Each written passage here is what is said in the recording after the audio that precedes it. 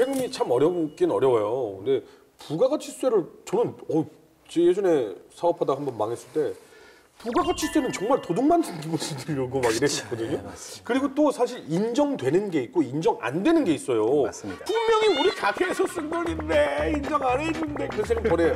진짜로 그런 경우 있어요. 그래서 정말 이거 중요해요. 부가가치세와 소득세 이 두 가지를 내는 거잖아요. 맞습니다. 부가가치세라는 건 이런 겁니다. 내가 운동화 가게를 합니다. 운동화 10만 원짜리 손님한테 팔려고 했더니 국가가 잠깐만 10만 원 받지 마 그런 겁니다. 10만 원에 10% 더 받아. 그 10% 더 받은 만 원을 국가에 내라. 이게 부가가치세입니다.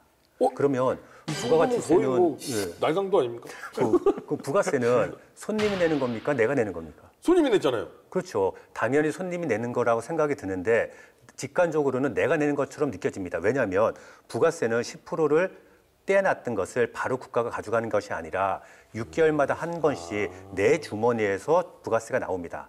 때문에 부가세는 손님이 내는 게 맞지만 내가 내는 것처럼 느껴집니다. 이것이 부가세입니다. 예, 그래서 이제 부가가치세를 우리가 간접세라고 얘기합니다. 그러니까 이제 직접세는 세금을 내는 사람과 납부하는 사람이 같은 경우인 거고요. 네.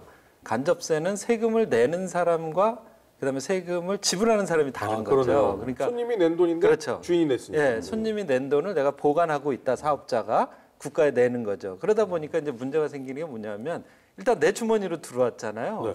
이 돈을 내 돈이라고 착각을 합니다. 특히 이제 처음 사업하신 분들이 이게 내 주머니에 있으니까 일단 쓰고 보는 거죠. 나도 그랬어. 그렇죠? 네, 틀림없이 그랬을 것 같아. 예. 국가가 먼저 내 돈을 가져가.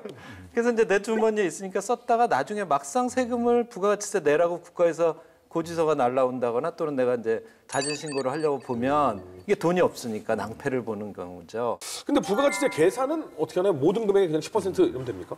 그 부가가치세를 이해하기 위해서는 먼저 세금 계산서를 알아야 됩니다. 세금 계산서는 지금 화면에 보이는 것처럼 생겼습니다. 부가가치세는 내가 물건을 팔 때마다 빨간색 세금 계산서 쌓이고 물건을 매입해 올 때마다 파란색 세금 계산서 쌓입니다. 이 차액을 내는 것이 부가가치세입니다. 굉장히 어렵네. 부가가치세는 환급도 나올 수 있는 겁니다. 환급도 있어요? 예, 그렇습니다. 하긴 뭐 자기가 많이 냈으면 환급도 할 수 있는 거죠. 그렇죠. 가장 대표적인 경우가 개업 초기입니다. 개업 초기에는 물건을 그 구색 맞추기 위해서 많이 쌓아놓을 거고 인테리어 비용도 많이 듭니다. 매출 얼마 나오지 않을 겁니다. 그래서 이런 경우에는 부가세 환급이 됩니다. 물론 예전에 사업하시는 분들은 부가세 환급이 나오면 세무조사를 받는다라고 해서 환급을 꺼리는 경우가 많이 있지만 요즘 그렇지 않습니다. 부가세 환급은 너무나 당연한 것이고 다만 부가세 환급세액이 1천만 원 이상인 경우에는 세무서에서 현지 실사가 나옵니다.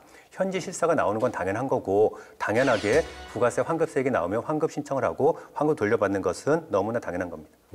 이 세금 계산서를 이 바닥에서는 자료라고 합니다. 그래서 자료를 팔고 다니는 사람들이 있습니다. 이거를 실무에서는 자료상이라고 합니다. 그런데 자료상한테 매입 세금 계산서를 하나 구매를 합니다. 당연히 불법이죠. 이게 걸릴 가능성이 허준 씨는 몇 % 정도 될 거라고 생각하시죠? 정말 멍청하지 않으면 1%.